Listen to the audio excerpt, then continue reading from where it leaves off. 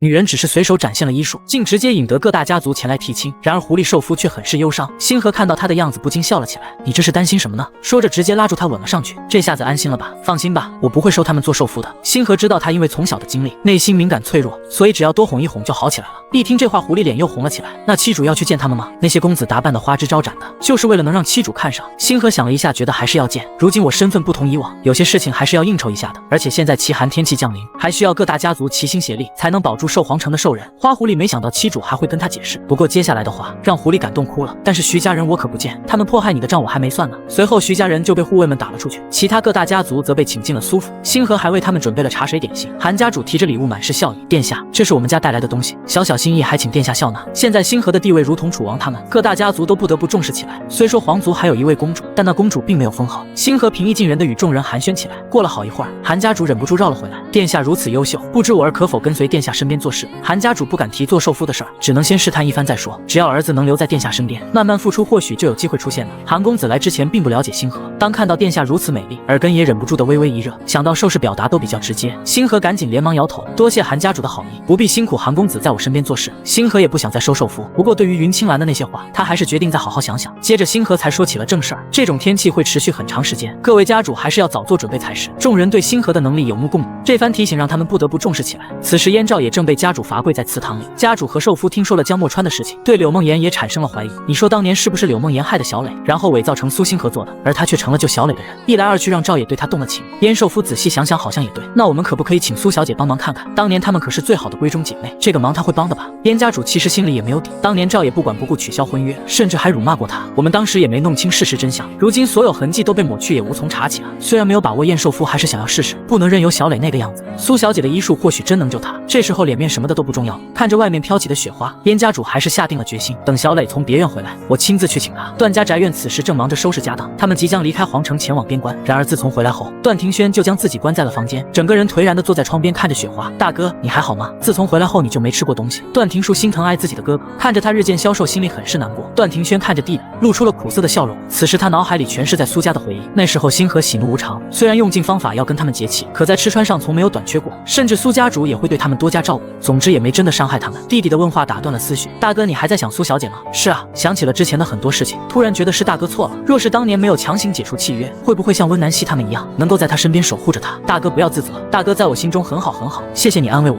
你要以我为鉴，用自己的双眼和心去做判断，切不可随意听信雌性的话。段庭树看着他却笑了起来。大哥，我听说朝廷正在捉拿董白长，好像是跟宫宴上的刺杀有关。听到这3个字，段庭轩就觉得自己愚蠢，以后他的事情不必再告诉我了。这边越族收到了女皇和江家主的书信，于是立刻开启了族老会议。寿皇城出现了操纵蛊虫的人，女皇需要我们越族出山解决这件事情。可是大长老要派谁去寿皇城呢？这个问题大长老想了很久，我觉得少族长最为合适，他不仅能力最强，而且还在皇城生活过一段时间。但旁边的4长老却忧心忡忡，少族长如今正在觉醒我族传承，现在到了最关键的时期，还是不要随意外出的好。2长老也叹了口气，若非谢家公子情况特殊，我们也不会动用那么多能力。如今恢复实力还需要些时间，否则就不用等少族长出关了。大长老看着众人解释起来，那谢家少主身份特殊，并非凡寿，救他也不是看在谢家主的面上，而是那位的面子上。以后少族长总要回到祖地，结个善缘总没有错。几天之后，越族境地出现天地异象，越族众人激动的手舞足蹈，欢呼迎接少族长觉醒成功。岳无痕出关后没有丝毫耽搁，直接前往了寿皇城。与此同时，寿皇城内接连几天的大雪，致使年久失修的住宅也坍塌不少，几人盖着七主分的蚕丝被，还有煤炭保暖也睡得十分踏实。不过大家还是担心他被冻着，咬着牙推举花岭叶去照顾妻主。花岭叶生怕被妻主拒绝，直接化为本体推销起来。妻主，我洗干净了，现在身上的毛可暖和了，还有火系异能可以当成暖。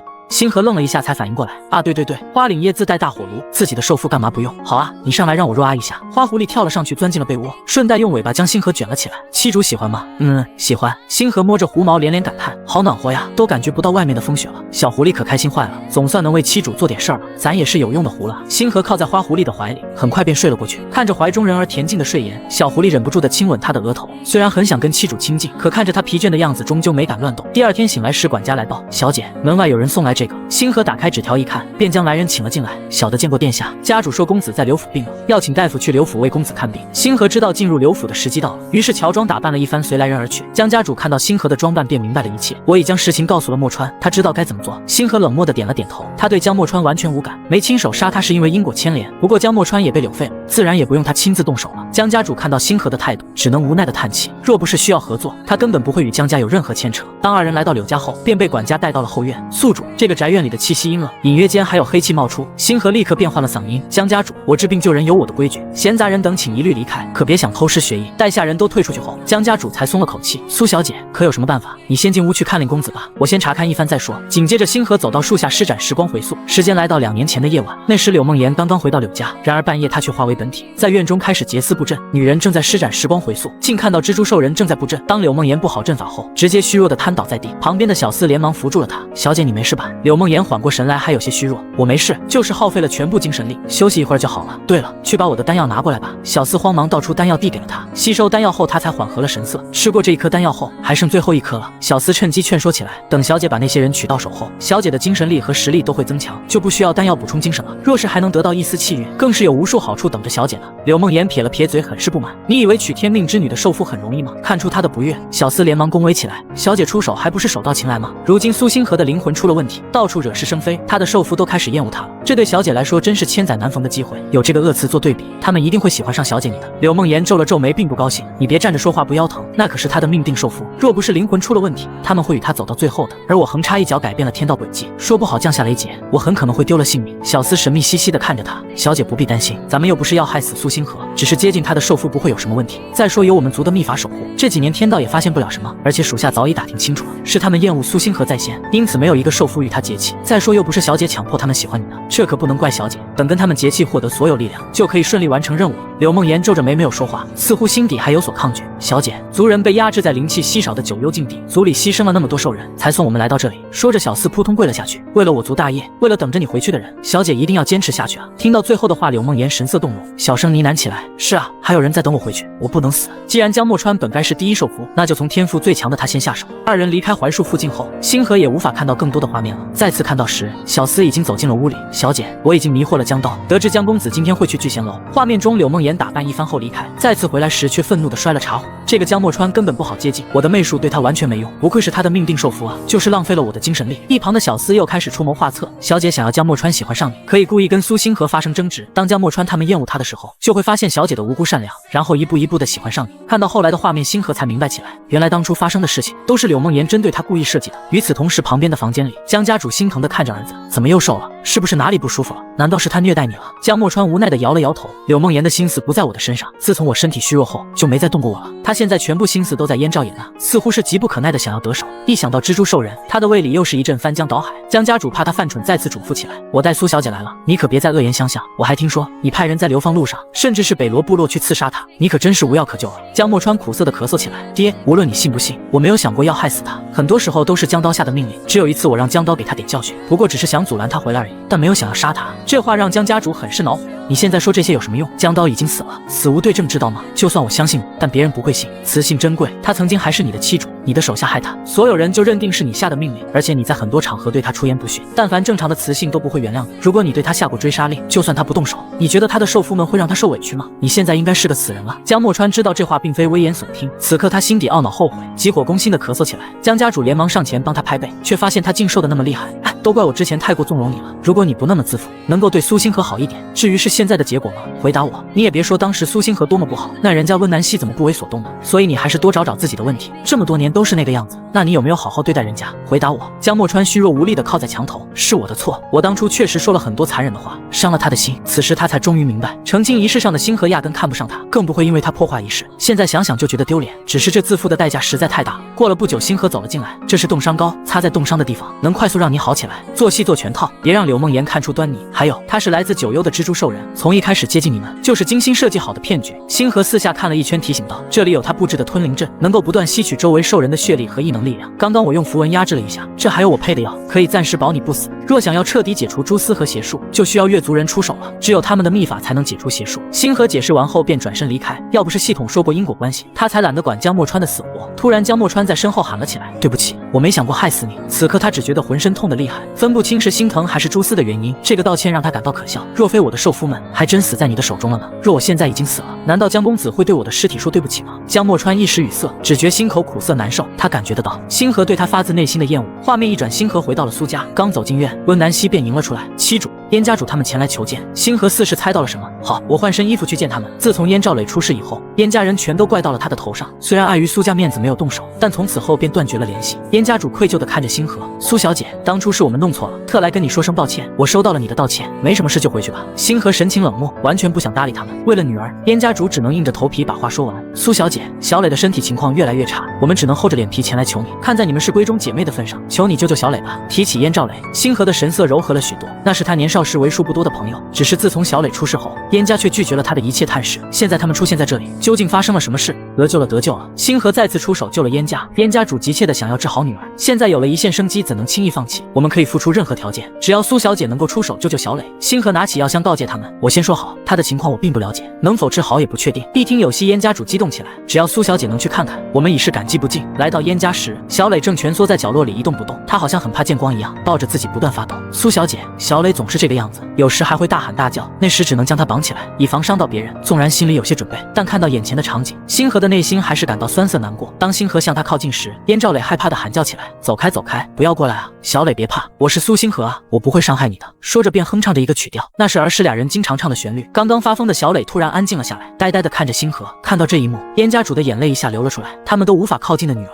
却对星河如此亲近。此时他们才终于明白，害女儿的绝不可能是他。在星河为他把脉时，他也依然乖乖地坐着，没有任何剧烈的反抗。星河发现他的精神海受到人为损坏，因此变得疯疯癫癫，失去记忆。但只要不是邪术，他都有把握完全治好。随着掌心绿光泛起，一道道异能进入脑海，修复起他的伤势。旁边俩人激动地看着，不敢发出任何声响。过了许久，燕兆磊的神色变得清明起来，他迷惑地看着周围，当看清眼前人时，却激动地喊了起来：星河，是你，真的是你！星河轻声回应着他：是我来看你了。看到女儿清醒过来，燕父的泪水在眼里打转。小磊，我是爹啊，你还记得我吗？燕兆磊哽咽地看着他们。爹娘。燕母抱着他心疼地询问起来：小磊，当初到底发生了什么事？你好端端的怎么变疯了？燕兆磊紧张地拽着他的衣袖：娘，是柳梦言，我听到他与别人的对话，说要用尽手段娶我大哥，得到燕家传承之力和血脉之力。当我要走时，却被他给发现了，所以他才要害死我。我恍惚中还听到他为了不被怀疑，故意嫁祸给星河，他则伪装成我的救命恩人，这样他就能接近我哥了。燕家夫妇想不到真相如此打脸，羞愧难当的低头道歉：苏小姐，对不起。星河撇了撇嘴，并不在意：不必了，既然真相已经弄清楚了，我便先回去了。小磊小心翼翼拽住星河：谢谢你救了我，我以后还能找你玩吗？小磊从小就跟他一起玩耍，可惜星河在兽皇城的时间总是很短。星河轻轻拍了拍他以示安慰：先解决了柳梦言再说吧。一听柳梦言三个字，小磊瞬间惊恐起来，他变成蜘蛛的时候太吓人了。爹娘，你们快让我哥离他远一些。回过神来的燕家主立刻叫来下人：赵野呢？快将他叫过来。回家主的话，公子将护卫打晕，偷偷从后院跑了出去。这讽刺的一幕把星河看笑了，这可是他自己找死，怪不得任何人喽。燕家主疯一样的喊道：快给我去找，召集所有隐卫和护卫，务必找到燕兆野。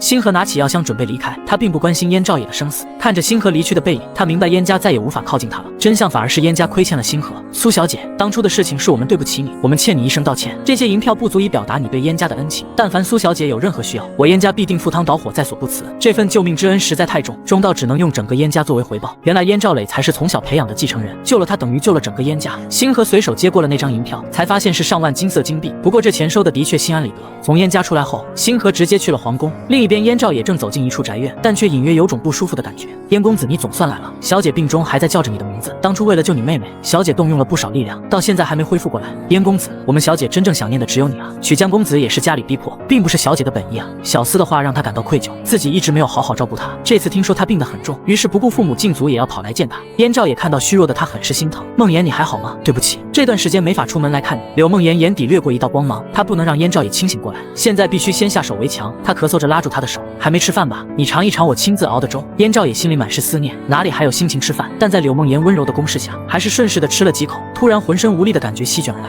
我的异能，我的身体怎么了？柳梦言诡异的笑着，顺势将他推倒在床上。梦言，你要做什么？从小的教育告诉他贞洁极为重要，他不能因此让燕家蒙羞。做什么？当然是让你感到快乐的事了。柳梦言逐渐的扭曲疯狂起来。等我得到你的力量，让你变成疯子的时候，就再也没人知道发生了什么。燕燕赵也绝望地挣扎着。柳梦妍，你个大骗子，你快放开我！他绝望的样子让柳梦妍更加得意。就算你叫破喉咙，也不会有人来救你的。你自己太蠢，可怪不得别人。若你乖乖的嫁给我，哪有这么麻烦？我看出你爹娘不会让你出嫁。既然如此，我只能自己出手了。你们瞧不起我们蜘蛛兽人，真当我瞧得起你们吗？我离开爱的人与你们虚情假意，这一切都让我感到恶心。此刻他只想快点结束，赶紧离开。就在关键时刻，屋外传来了混乱的声音：“开门，开门！”柳梦妍警惕地看着外面，想知道发生了什么。只听哐当一声，一个黑衣影卫闯入了房间。放开公子！小厮快速上前拦住了影卫。小姐，外面来了很多官兵，你快走！柳梦妍掌心化为利爪，使用蛛丝将燕赵也拽到身前，不许动，否则我杀了他。看到蛛丝就在眼前，燕赵也顿感头皮发麻，浑身战栗，胃里跟着一阵翻涌，心想若让蜘蛛兽人得手，还不如死了算球。影卫不得已停下了手中攻势，放开我们公子，否则你们一个也走不了。小厮将燕赵也拽到身前，小姐，我来挟持他，你是我们族人的希望，你快走，不要管我。虽然心有不甘，但他知道必须要逃了。小事保重。紧接着他便化为本体，钻入地洞逃了出去。就在他离开的同时，门外的官兵也冲进了屋内。画面一转来到宫内，星河正与祖母等待着消息。几个时辰后，玄甲军来报，启禀陛下、公主殿下，柳梦妍及其属下已被抓获，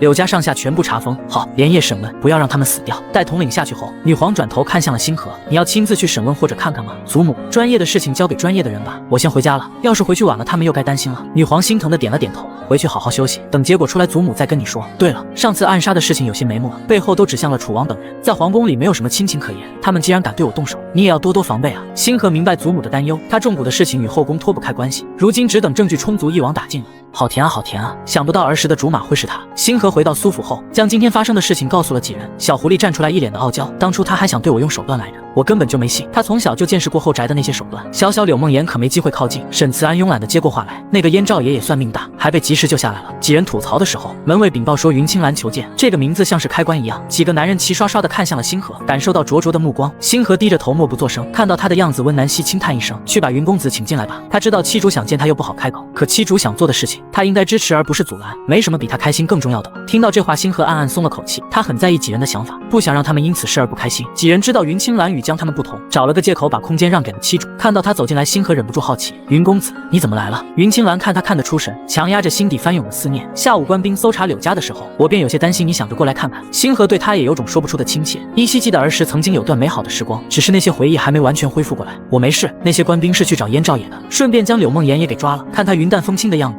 云青兰才松了口气，你没事便好。我听说了以前的一些事，担心他又会对你不利。星河不想对他有所隐瞒，于是将柳梦妍的事情全说了出来。云青兰阅卷无数，自是知晓。若是如此说来，或许还有隐藏的蜘蛛兽人，还是要小心为好。星河笑着点了点头，我知道的，你也要保护好自己啊。云青兰被他的关切轻轻一触，手足无措地放下了点心，这是我学着做的药膳点心，想着你或许会喜欢。星河笑着点了点头，拈起一块放在嘴里，糕点入口软糯，药膳的清苦被恰到好处的甜意中和，口感很好呢。谢谢你啊，不用谢，你喜欢便好。云青兰想起二人儿时的傻话，只是他现在不记得了，就不要给他增加负担了。星河的小脑袋突然探了过来，要不你晚上留下来吃饭吧，我们一起吃火锅，就像在北罗部落的时候。云青兰瞬间喜上眉梢，不断的点头说着好。对于云青兰留下来吃饭，几人倒是没什么意外，平日里储存的丸子也拿了出来，大家聚在一起还挺热闹，这样其乐融融的氛围可真好。要是能成为他的受夫该多好啊。晚饭后，云青兰还帮忙收拾了一番。当他从苏府出来时，突然感觉到了什么，手中异能冲着暗处直接射去，突然暗处跳出了无数黑衣兽人，他们直接化为本体朝着苏府攻击过来。云青兰一边阻拦这些杀手，一边大声提醒他们有杀手。星河一跃而起来到院内，随着脚下异能运转，一个早已布置的阵法瞬间启动，顷刻间一道防护罩凝聚在苏府上空。与此同时，5个兽夫快速的将他护在中央，快进院子。听到星河的呼喊，云青兰反身一跃折返了回来，星河伸手将他拉到身边，站在这里别乱动，等的就是他们。正好来个瓮中捉鳖。说话间，试图冲击的兽人皆被阵法挡了出去，他们只能死死的盯着星河，杀了他。然而阵法里的人可不惯着他们，随着暗器不断射出，外面的兽人纷纷倒地。在这剑拔弩张的时刻，一个黑袍身影缓缓步出，周身散发着12级异能的磅礴气息，雕虫小技也敢放肆。土系异能瞬间爆发，无数土刺腾空而起，带着刺耳的声音向星河袭来。星河立刻将10级异能全部释放，脚下用力一跺，将迎面而来的土刺全部震碎。其他几人负责击杀外围兽人，同时保护府中普通兽人。沈慈安则对黑袍人发起了猛攻，但他的攻击却被对方轻松挡下。这是12级异能者，怎么会？东宁兽国根本没有这个级别的兽人，这个情况超出了星河的预料。看来想要保护大家，只能强行提升实力了。就在这时，梅清晨突然开口：“七主，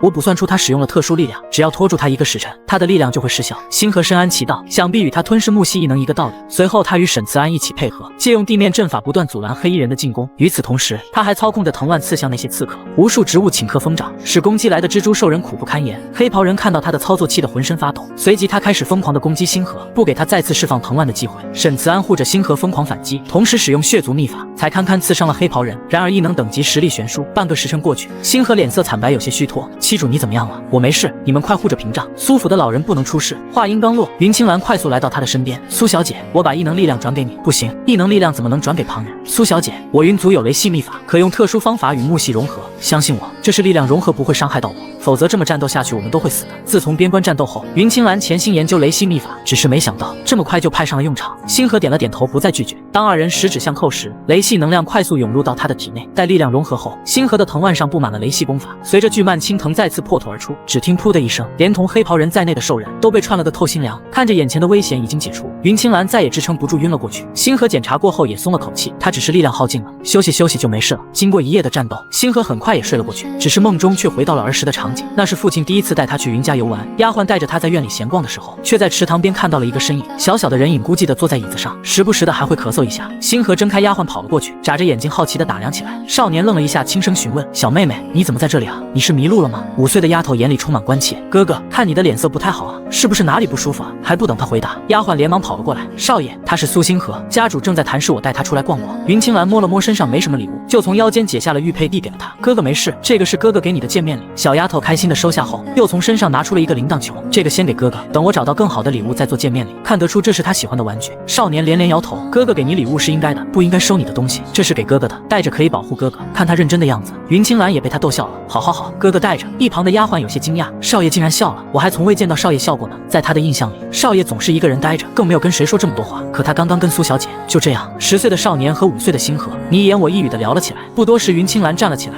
要带着星河一起去玩。丫鬟惊呼一声，连忙阻止。少爷，你的身体。少年压着咳嗽摆了摆手，无妨，你先退下吧。少年牵着他讲解着一路所见，无论星河问多少问题，他总是耐心的回答着他。在星河小住期间，少年还为他亲自画了风筝。星河开心的放着风筝，不小心的一跤却吓坏了少年。怎么样，有没有哪里受伤？他紧张的仔细检查起来。小丫头却抱着他的脖子笑了起来。云哥哥，我没事，好好好，今天扎的头发有点歪了，明天哥哥再给你扎好一些。少年笨拙的学着照顾妹妹。自从爹娘去世后，他从未如此在意过一个人。如今他愿意好好吃饭，愿意好好休息，只愿有个好身体才能照顾好他。远处的云老爷子红着眼眶看着他们在一起玩的时候不要去打扰，你们在旁边看着就好。是，家主。少爷如今看着正常多了。哎，若是他爹娘还在，或许他也不会如此淡漠了。苏志红啊，苏志红，这丫头教的可真好啊，小家伙鬼灵精怪的，也不怪青兰喜欢啊。转眼1个月过去，也到了星河要离开的时候，他看着憔悴的少年依依不舍。云哥哥，你没休息好吗？没事，只是星儿还会来看哥哥吗？会啊，我想跟云哥哥一直在一起啊。少年摸了摸他的小脑袋，你知道什么叫一直在一起吗？5岁的丫头却脱口而出，知道啊，等我长大了，我可以娶云哥哥。闻言，10岁的少年为之一振，他已经懂得这番话的含义，可妹妹哪里懂呢？好啊，那云哥哥等你长大，你要快点长大哦。星河认真的点着头，云哥哥要好好吃饭，好好休息，要好好照顾自己哦。好了好了，云哥哥答应你就是，这是他们年少时彼此的承诺。可恶念灵魂的占据，却导致星河失去了这段记忆。突然，一个铃铛球的声音响了起来，星河顺着声音走过了桥，却看到另一个场景，那是10岁云青兰的视角，单薄的身影静静地看着池塘。自从苏姑娘离开后，少爷就喜欢待在池塘边。少爷在想苏小姐吧？就在下人离开的时候，一道黑影将他推入了池塘。看到这一幕，星河惊呼起来。可这梦境似乎是云青兰的，他在这里什么也做不了。当云青兰沉入湖底时，铃铛法器发出光芒，将他护在里面，拖上了水面。虽然云青兰最后被救了回来，不过却因寒气入侵陷入昏迷。醒来后，他忘了很多事情，也忘记了那个妹妹。天亮时分，星河神色恍惚地醒了过来，想起过去的那些记忆后，他的内心实在无法平静。待他准备吃早饭时，却发现少了2个人。他们人呢？云公子还没醒来。沈慈安昨晚用搜魂术搜查12级异能者的记忆，过度耗费本源，昏迷了过去，也不知道什么时候会醒来。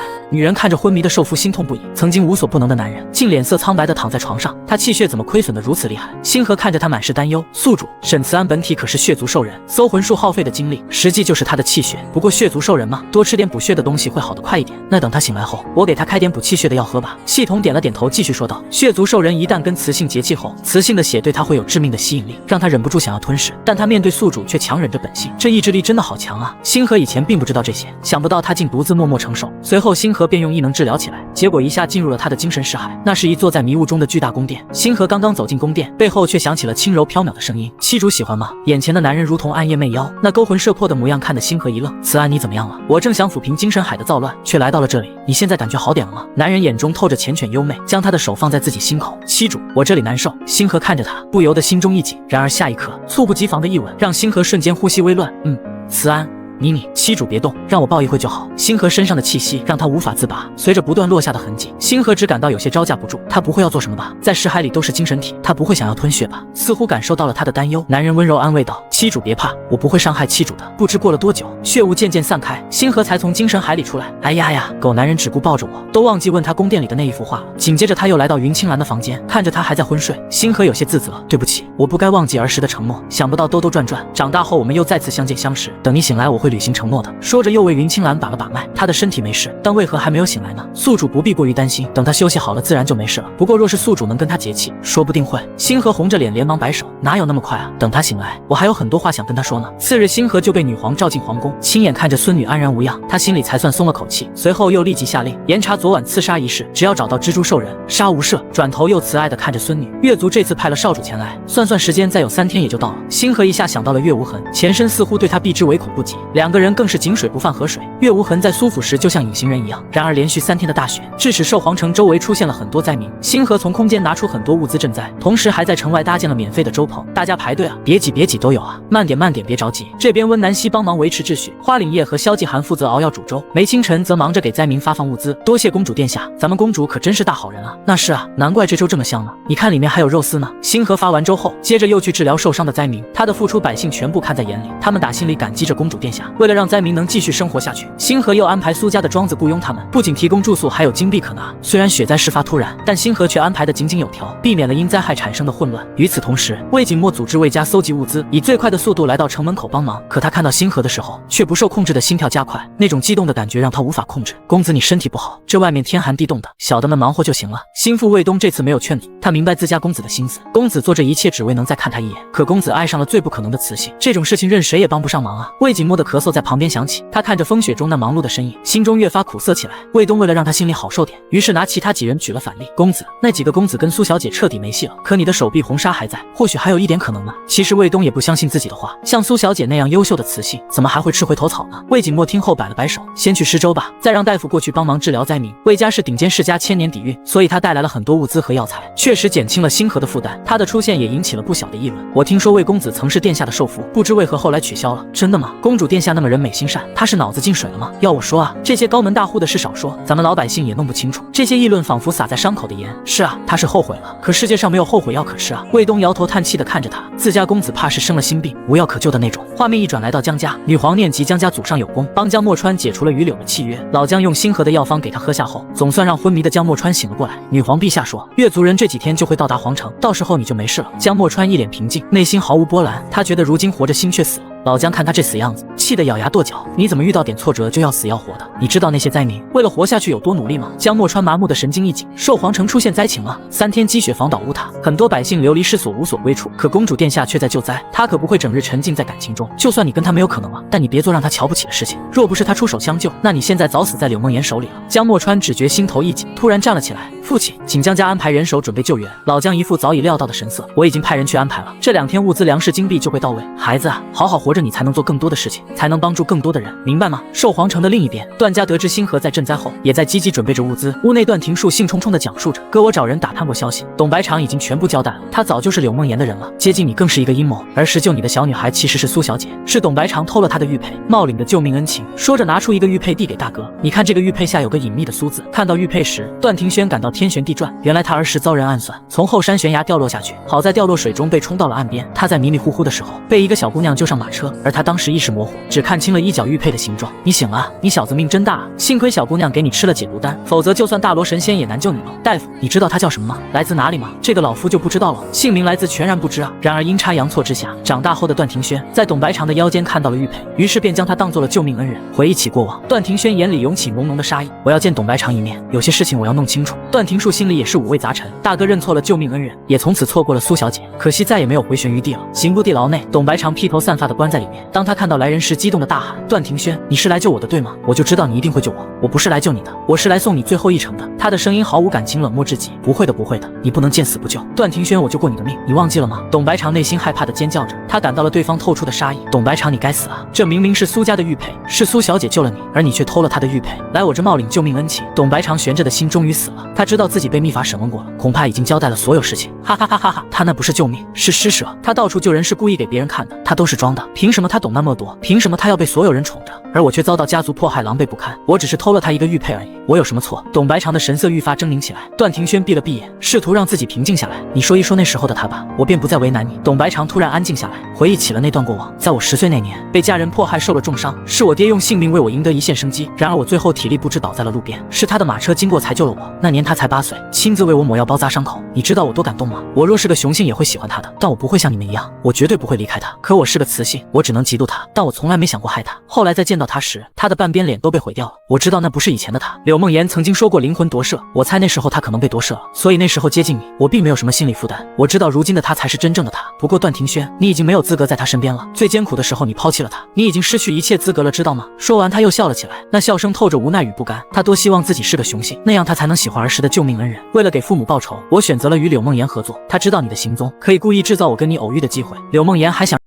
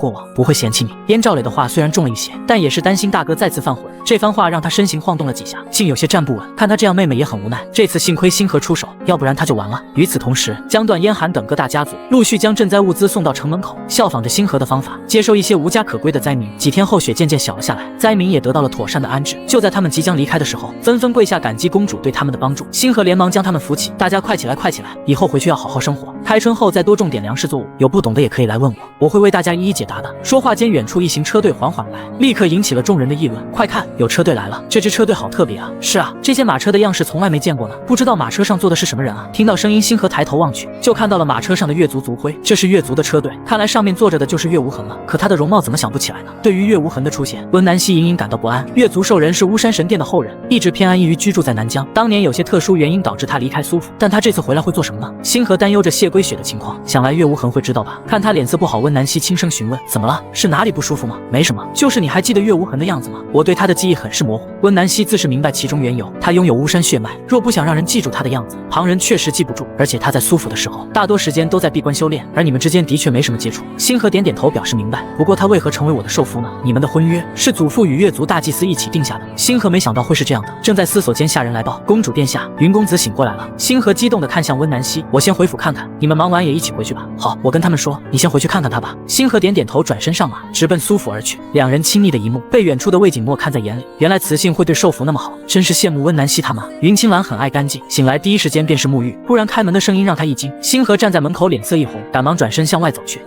对不起，我不知道，只顾着急想要见他，都忘了敲门这事儿了，这可怎么办才好？他还未出阁呢。思索间，开门的声音响起，云清兰穿好衣服走了出来，身姿挺拔，松挽着长发，一改往日病弱的样子。星河恍惚地看着他，刚刚对不起，是我太着急忘记敲门了。苏小姐不必道歉，是我没有关门，不能怪你。顿了一下，他又补充起来，无论苏小姐是否接受我的身体只会给你看。听到男人这么直白，他感觉脸更热了。那天晚上，我想起了小时候的记忆，你想起来了？云清兰极力掩饰内心的紧张，不知他会作何选择。星河认真看着他的眼睛，虽虽然小时候不太懂事，但说出的话还是算数的。云清兰内心无比激动，声音都颤抖了起来。你说真的吗？星河再次点了点头。云哥哥，是真的。云哥哥不记得了吗？这一刻，克制的情感一下涌了出来。星儿，对不起，手边关事我才记起，若我早点记得，也不会让你吃那么多苦。云哥哥不要自责，我们都曾忘记那段时光，所以现在想起来还不算晚，是不是？云清兰眼眶红了起来，无论什么时候都不晚。她本以为会一直等下去，却没想到竟迎来了转机。云哥哥，所以现在你还愿意做我的受夫吗？你知道我身边……还不等星河说完，云清兰急忙打断了他。我愿意，我一直在等你的回复，谢谢你不曾放弃我。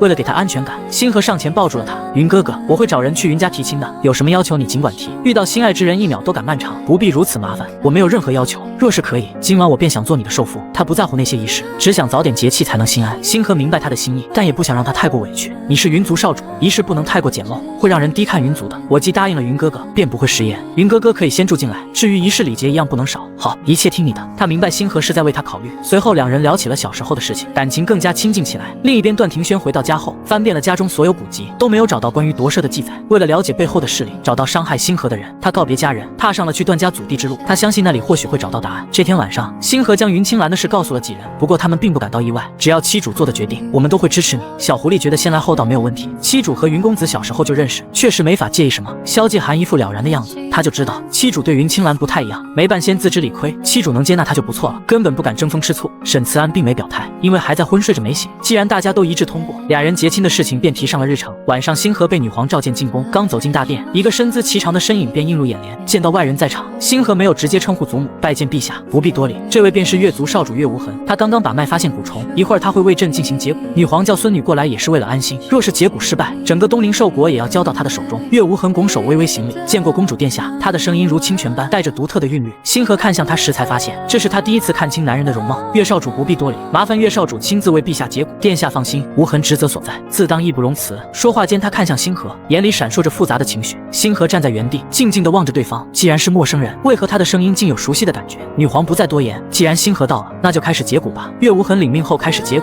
他在火盆里烧了一些特殊的草药，紧接着再划破女皇手臂处，同时手中细针落下封住经脉。当他指尖的血滴在铃铛上时，一股奇特的香味弥散出来，带着勾魂摄魄的感觉。闻着这股香味，星河的眼前一阵恍惚，忍不住的想要走上前去。叮铃铃，清脆的铃声响起，才让他瞬间回过神来。宿主，这个月族少主厉害啊，竟然能够驱动上古法器驱邪灵。他应该是传说中的至尊血，能够克制世间一切邪祟。不过以他现在的修为有些勉强，我能感觉到他已经被反噬了。星河不由得心里一惊，解蛊要这么费劲吗？竟还会遇到危险？系统听后连连摇头。宿主，这可不是普通蛊虫，没找到母蛊强行解蛊风险很大，稍有不慎女皇就会有生命危险。不过月无痕使用的方法却对他的身体不会有任何损伤。大约1刻钟后，一只诡异的虫子从伤口处飞了出来。月无痕挥手甩出一个瓶子，将蛊虫封印了进去，接着擦了擦嘴角血迹。可以了，蛊虫已取出，殿下可以为陛下处理下伤口。星河治愈祖母的伤口后，发现他的脉搏已恢复了正常，现在只是昏睡了过去。当他回头时，却看到男人苍白的脸，看起来格外虚弱。月少主，我帮你调一下身体吧。多谢殿下关心，那就麻烦公主殿下了。不麻烦，举手之劳。说着，他便上前拔起脉来。过了不久，他的情况渐渐稳定下来，星河才收回了手。只是这个蛊虫不杀了吗？你还要带回去吗？看他好奇的样子，月无痕眼中含笑。利用他才能找到母蛊所在，同时也意味着找到幕后主使。星河这才恍然大悟，你能帮忙找到？他想过利用时光回溯的方法，可时间太过久远，术法还无法探查。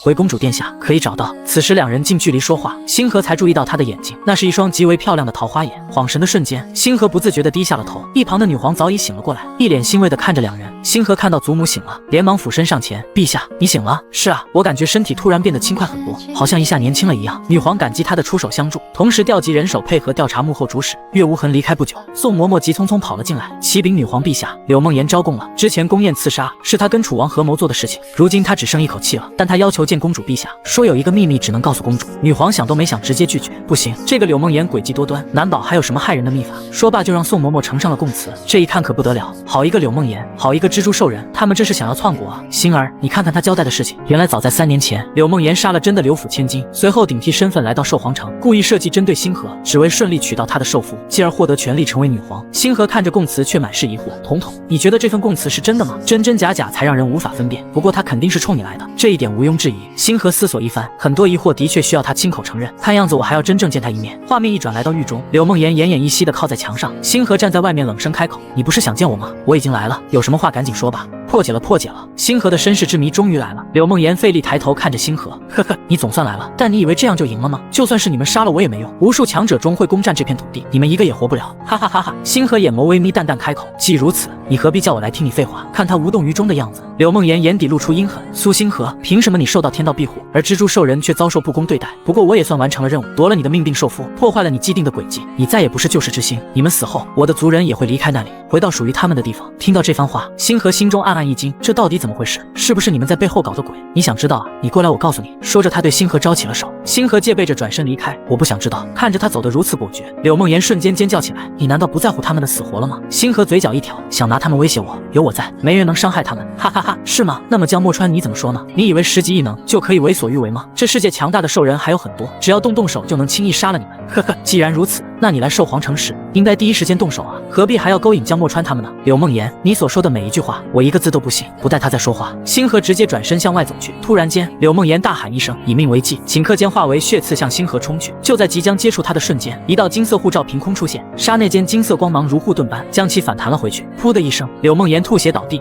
你怎么会？这是他献祭性命施展的秘法，怎么会被阻挡下来？在他的信念里，只要苏星河死了，兽氏大陆就会坍塌混乱，九幽之地的封印也会随之解除。万万没想到竟然失败了。星河愣愣地摸着金色吊坠，那是梅清晨给他防身用的。来此之前，几人都为他准备了保命法器，没想到真的用上了。柳梦言，你以为我会什么都不准备就来见你吗？此刻柳梦言已拼尽了全力，奄奄一息地看着星河。然而一道红色身影突然落了下来。搜魂！看到男人的身影，星河倏然瞪大了眼睛。慈安，你醒了？还不等二人说话，柳梦言诡异一笑，直接选择了自爆。星河跨步上前抱住沈慈安，想要带他离开这里，可大牢内禁制存在，传送符没有产生效果。沈慈安瞳孔微缩，不敢相信七主会挡在自己身前，他随即释放血族秘法，将爆炸挡在了屏障外面。星河紧张地检查起来，你有没有受伤？有没有哪里不舒服？他担心的样子让男人心里一暖。七主如此在乎我吗？星河握了握拳头，废话，当然在乎了。这几天你昏迷不醒，不知道我有多担心。沈慈安立刻装出无辜的样子，可我一醒来天都塌了，我以为七主不在意我呢，娶寿夫都没跟我说，天知道这个消息对他的打击有多大，无异于晴天霹雳。星河心虚地低着头，是我不好，没考虑你的感受，对不起。沈慈安心口一痛，将他揽在怀里，哎呀，小傻瓜，这事儿本就该是你决定的。说着又邪魅一笑，不过以后七主再娶的话嘛，可要过我们这一关喽。星河皱着眉连连摇头，别，有你们就足够了，我不会再娶寿夫了。七主先别急着拒绝，以后的事情还说不准呢。刚刚通过搜魂，他才知道七主似乎还有什么使命，这不是他们能够更改的。带回到苏府后，星河将柳梦言的话说了出来，花岭叶依然毫不在乎，我才不怕死，不要把他的话当回事儿，他就是在扰乱七主心神呢。星河瞥了他一眼，满脸严肃，不许说这样的话，大家都要好好活着。萧继寒眸光骤冷，带着怒意，他竟敢用秘法伤害七主。沈慈安摆了摆手，让他冷静一下，他那一击杀不死七主，那是一种精神灵魂冲击，扰乱七主的心神，让他变得神志不清。说完，沈慈安又画了起来，这个兽人是柳梦言临死前脑海里闪现最多的影像。小狐狸凑过来撇了撇嘴，蜘蛛兽人不该是邪气横生的吗？这人看着可不太像啊，是不是你画的太满身正气了？沈慈安顿了顿，没理会他，继续说道，他确实是蜘蛛兽人，而且还是柳梦言的青梅竹马。在他的记忆中，儿时受到欺负时，是他保护着柳梦言，当两人长大以后，柳梦言的某种能力却被族里发现，所以族里以男人性命威胁，让他去完成整个家族的使命。柳梦言不得不接受各种秘密训练，当他学成之后，无数蜘蛛兽人用性命开启祭坛，才将柳梦言送出了九幽之地。你们看，就是这样一个阵法。小狐狸第一个探过身去，这个阵法极为诡异，我印象里从来没有见过。温南希皱了皱眉，觉得这个阵法太过残忍，这应该是邪术，正常兽人是不会用的。萧继寒黑着脸看了眼阵法，怪不得他们会被镇压，这些邪术会害死多少无辜兽人，绝对不能让他们出来。梅清晨倒是有些不解，可偏偏为何要针对七主呢？甚至连兽夫都不放过。沈慈安遗憾地叹了口气，蜘蛛族大祭司似乎推演到了什么，可他自爆得太快，我还没看清呢。但凡再给我一点点的时间就好了。半仙觉得倒不怪他，你搜他记忆的时候，应该触发了他体内的某些禁制，所以才会引起他的自爆。如果他们的目标是占领兽人世界，就必须对救世之星的七主下手。不过因为某些因素的限制，他们无法直接杀死七主，只能通过邪术来破坏七主的能力。沈慈安继续补充道，那天的12级异能者是通过吞噬别人的力量才达到的，正因为不是自身修炼的能力，才会被我们抓住机会一举击杀，而他们刺杀的主要目的是获得我们的血脉传承之力。众人听着他的话，纷纷陷入了沉思。接下来的2天，兽皇城发生了很多大事，楚王府被围，楚王谋害女皇罪名成立，当天晚上便选择了自枪。紧接着大街小巷便流传起星河是女皇孙女的传言，星河立刻进宫探望女皇，看到孙女，她的脸色才缓和起来。他告诉星河一切已经查明，正是楚王勾结蜘蛛兽人下的蛊。星河听到这些并不意外，当务之急是他的身体。祖母，你没事吧？我没事的孩子，这次巫蛊案牵扯众多，祖母会清理好这些叛徒。至于你身份的事情，早晚都会公布天下，也无需担心。对了，正好岳无痕还在宫中，你去跟他说说话吧。星河愣了一下，疑惑道：祖母，我跟他没什么好说的吧？傻孩子，你祖父和大祭司早早定下你们的婚约，说明他对你很是重要。当初他离开苏府并非自愿，是大祭司下的命令，也经过我的同意。这孩子身上背负了很多责任，你去跟他说说话吧。有些事他知道的更多，以后你成为了女皇，更需要得到岳族的支持，懂了吗？星河听从祖母的建议，来到岳无痕暂住的宫殿，看着正在捣药的男人，星河思索着该如何开口。似乎听到了动静，他停下手中动作，看向门口。公主殿下来了。他的声音清越平和，似乎对于他的到来并不意外。岳少主，抱歉，冒昧前来打扰了。岳无痕闻言，桃花眼泛着淡紫色光泽，不打扰，公主殿下任何时候来都可以，或者公主有什么想问的。无痕知无不言。说话间，手中动作并未停歇，随后便开始熬起了药。星河将手中图纸递了过去。岳少主知道这个阵法吗？岳无痕眸光深邃地看向他，这是远古时期的虚空传送阵，不过这阵法是残缺的。星河眨了眨眼睛，满脸疑惑，虚空传送阵是什么？它相当于撕裂虚空，将人传送到某处，不过撕裂虚空需要强大的力量，在远古时期开启阵法需要晶核，而且还必须是上品晶核，不过兽氏极少拥有，便无法开启了。那如果用性命献祭呢？能否开启这个阵法？严格来说的确可以，不过这种方法不仅有损天道，被传送的兽人也有殒命的风险，就算没有丢了性命，身体也会出现一些问题。星河这回弄明白了，怪不得他们不安排祖老出来，而是安排柳梦言呢，原来他们是怕死啊。多谢岳少主的解答，解开了我心中的疑惑。岳无痕看着他如此客气，叹了叹气，公主不必言谢，只要我知道的都可以告诉公主。这话倒是让他好奇，为什么？岳无痕神色复杂，轻声回道：因为你回来了。星河一下愣在原地，大脑一片空白。你知道我？是啊，我知道公主之前被夺舍了，如今才终于回来。星河深深地吸了口气，才定住了心神。你一开始就知道了？岳无痕轻轻叹气，或者说从进苏府就知道了，只是师父说不能让我干涉，否则产生影响你就回不来了，所以我只能等待。然而1年前我接到密令，必须离开才能确保你顺利回来。对不起，在你需要的时候，我却不在你身边。星河听着这些话，心中掀起了惊涛骇浪。流放是父亲与祖母的安排，而岳无痕却早已知晓。看到他惊讶的样子，岳无痕淡淡开口：当年为谢归雪修复灵魂时，我看到了意识的你，虽然只有一瞬间，但我知道那才是真正的你，灵魂流落在意识的你。星河的内心久久无法平静，他已将很多事情串联了起来，沉默许久才再次问道：你知道恶念灵魂是怎么回事吗？岳无痕摇了摇头，这次他是真的不知道了。我和师父一直在寻找这股力量，但还未曾找到。不过你是天命之女，并不会被轻易抹杀，所以他们只有夺舍这个选择。说话间，他将药倒入了碗里，并用异能控制了温度，把这药喝了。任何蛊虫都无法侵害你。星河没有一丝犹豫，接过药碗一饮而尽。他相信岳无痕不会害他。看他喝了药，岳无痕暗暗松了口气。师父和苏老爷子曾经关心推演，这片兽氏大陆已没有任何生机，可不知为何，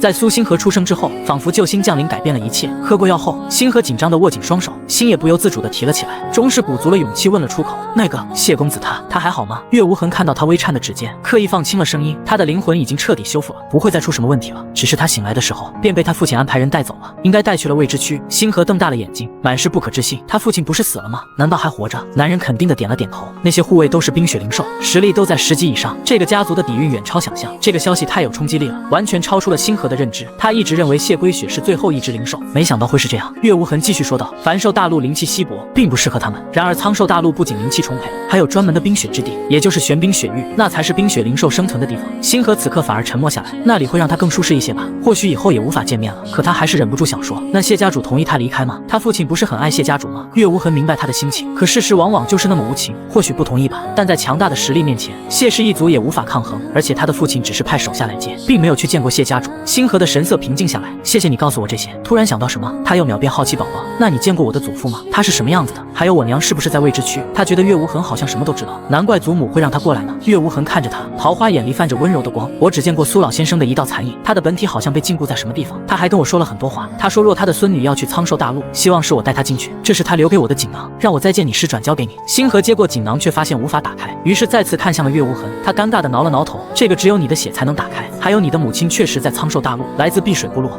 意外了！云青兰竟意外消失了。看着手中的锦囊，星河眸光微动。母亲真的来自未知区吗？她还好吗？岳无痕摇了摇头，他并不清楚她现在的情况，只是儿时听过苏老爷说过。星河不再犹豫，直接将血滴在锦囊上，随着光影闪现，一道带着威压的身影浮现眼前，甚至将岳无痕也隔绝在外。虚影慈爱地看着他：孩子，我是你的祖父。祖父，你现在在哪里？你是在未知区吗？他有太多疑问想要解开。老人没有回答，只是自顾自地说起。孩子，看到我时你应该遇到了他，无论发生过什么事情，你都要善待他，一定要履行你们的婚约，切记。说完残影便随之消失，没有给星河说话的机会。岳无痕并不知道发生了什么，你手指流血了，我先帮你包扎一下吧。不用不用，我有异能够治愈。星河还在消化着那些话，他神色复杂的看着眼前的男人，想不明白为何一定要履行婚约。那个，你能跟我说说，祖父曾经跟你说过什么吗？岳无痕回忆起了那天，当时他摸了摸我的骨骼，忍不住的叹气。后来他又教了我一套功法，告诉我说，若有一天他的孙女灵魂出现问题，让我不要干涉，并且等你回来将锦囊转交给你。其实岳无痕隐瞒了一件事，苏老爷子还告诉他，最好不要对星河动心。只不过星河知道他懂得多，忍不住追问起苍寿大陆，他们的当权者是什么兽人呢？苍寿大陆与此地不同，依然沿袭着部落势力，总结起来就是强者为尊，弱肉强食，而且他们修炼功法与异能不同。岳无痕将知道的都告诉了他。回苏府的路上，星河还在琢磨这些事情，他决定开春后跟他去未知区。几天后，岳无痕来到江家，帮江墨川取出了全部蛛丝。江公子身体已无大碍，只是传承之力消失，以后若无特殊机缘，恐怕再也无法修炼了。墨川能保住性命已经极好了，多谢岳少主救命之恩，江家主客气了，别忘了答应我的事情就好。自然，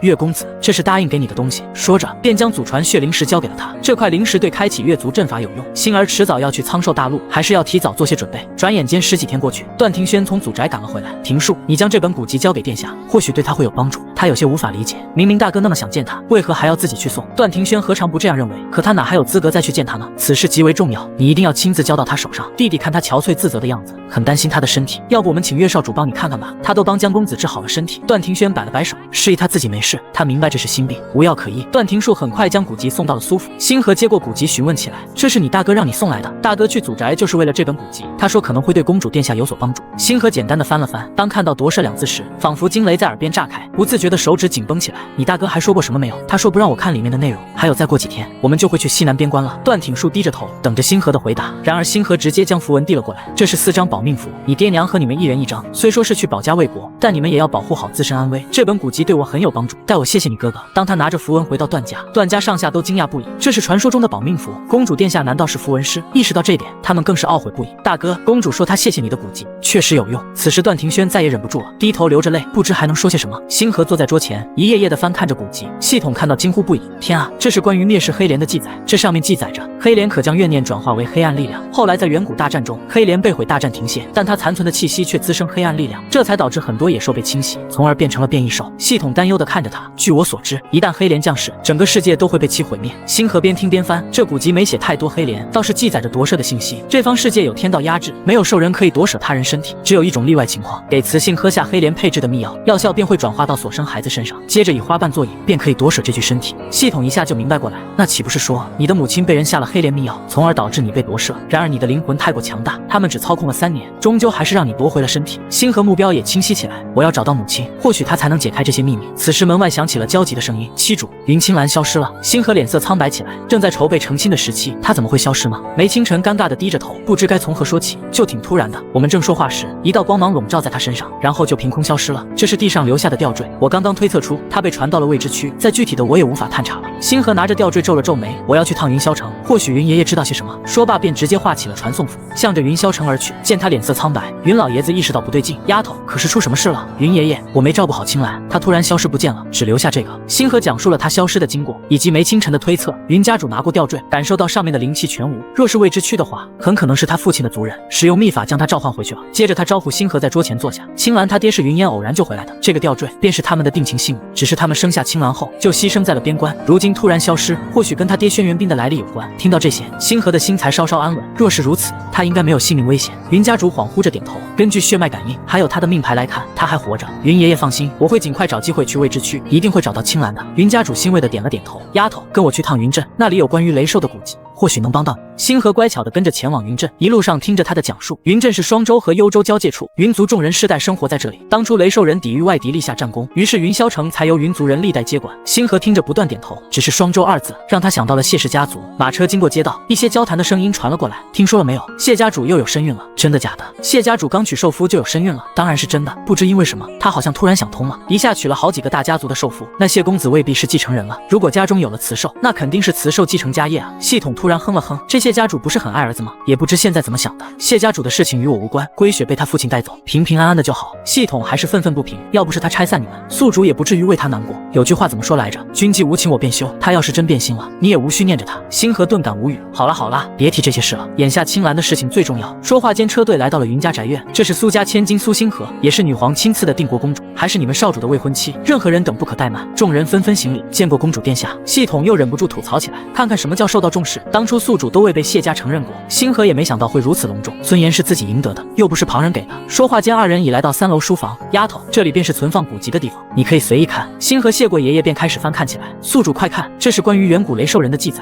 女人只是想要出趟远门，几个兽夫竟然打死都要跟随。星河低头看向一本古籍，只见上面记载着远古轩辕姓氏雷系兽人，可通过特殊方法觉醒灵兽血脉。系统认真的分析起来，若按照古籍记载，未知区可能还有雷兽人的分支，应该是轩辕一族将他召唤回去了。星河也认同系统的说法，可为何要现在召唤回去呢？也许他的天赋被族人感知到了，为了让雷兽人重返辉煌，才将他召唤回去了。又可能是轩辕冰本就天赋异禀，族人得知还有他的孩子，让他回去觉醒灵兽血脉吧。说到此处，星河确定了一个目标，等去了未知区的苍兽大陆，要先去轩辕一族看看才是。兽皇城此时风声鹤唳，楚王造反牵涉众多家族，其中就包括提供金币的徐家。徐家所有人被抓进大牢，同时家族产业皆被查封。当花岭叶走进大牢时，徐家众人连忙喊道：“岭叶，你现在是公主的受服，快让她放我们出去！若不是家族把名额给你，你哪里有机会嫁给公主？更没有现在的一切。”花岭叶只觉这些声音如此刺耳，你们犯的可是谋反罪，可不是我一句话能救的。徐赫思却嘲讽起来，那只能说明是你不行，要是贺锦嫁给他，我徐家绝不会是这个样子。徐家主却一反常态，反而苦口婆心劝他：“岭叶啊，只有娘家才最可靠啊，等你年老色衰，公主还能想起你来吗？到时可没娘家护着你了。”花岭叶不理会他们的表演，这些话听着可真恶心。当初推我出来替甲，甚至还要害死我的事情，难道这么快就忘了吗？徐赫思又唱起了白脸。花岭叶，你可别血口喷人，要不是徐家，你能攀上公主吗？我劝你别不知好歹。徐家主也换了副面孔，岭叶，你是我的儿子，难道你不管母亲的死活？你这样名声只会败坏，如同你爹那样，最后只会被公主厌弃。这句话戳到他的痛处。徐家主害死了我的父亲，你只会是我的仇人。放心，你做的所有事情，我已经搜集了足够的证据。本来你们只是流放，现在看来还是死了的好。还有，我可不是来救你们的，只是来看你们阶下囚的样子。看他软硬不吃的态度，徐家主脸色阴沉下来。孽障，你敢这么做？难道你的火毒不想解了？花岭叶被这话气笑了，呵呵呵呵，徐家主的阴谋可要落空了。七主已经为我解了火毒，你尽管放心，我会好好活着，才能看着你们死去。徐家人此刻才意识到他是要来真的。就在花岭叶转身离开时，一个突兀的声音响起：“三公子，我若告诉你关于你父亲的秘密，你能不能救下我一家人？”徐奎，你要做什么？徐家主看着曾经的心腹，直接厉声呵斥。反应过来的第一兽夫一脚将徐奎踢到了一边，噗的一声，徐奎一口血喷出来，差点当场见了太奶。娘，你怎么样了？家主，林兽夫，求你们饶了我娘！花岭叶脚步一顿，转头看着他们。就在林兽夫再次动手时，花岭叶异能力量瞬间释放，没有一人能扛住这股威压。徐家主和林兽夫砰的一声跪倒在地，完全发不出任何声音。你想说什么？若是没用的信息，或者你敢骗我一分一毫，我都会让你们生不如死。出门之前，星河就告诉过他，徐家所有人由他处置，是生是死全凭花岭叶做主。然而徐奎接下来的话，彻底让花岭叶无法淡定。岭叶公子，家主之所以如此讨厌你，是因为你并不是家主所生。这话震碎了狐狸的信念。不可能，我爹绝对不会背叛徐家主，他那么爱他，怎么可能背叛他呢？徐奎叹了口气，继续说道：“家主接近你爹就是为了获得刺绣记忆，但你爹执意要有孩子才愿意交出，于是家主派人抓回来个流浪狐兽，给他下药与你爹结契，在她怀孕期间还将她关了起来，而家主也假装自己怀孕。当那个狐兽生下你时，家主装作是他生的交给了你爹，才获得了刺绣记忆。随后家主让老奴给你爹下毒，你爹就是这样死去的。老奴也是奉命行事啊！”花岭叶目眦欲裂，不断呢喃着：“不可能，怎么可能是这样？他从未怀疑过这点。父亲到死都以为是自己不能讨家主欢心。岭叶公子，老奴绝对没有撒谎，只要用血脉灵石探测一下，你就知道真相了。”徐家主恶狠狠地盯着徐奎，想不到他会背叛自己。看到他的反应，花岭叶已经信了一半。那个雌性狐兽呢？他被家主毒死了，尸体也被扔到后山喂了凶兽。花岭叶青筋暴起，强大的力量顷刻压下，只听咔嚓咔嚓，徐家主全身经脉被废，痛苦的在地上哀嚎。徐家人傻在原地，毫无存在感的花岭叶竟然出手如此果决。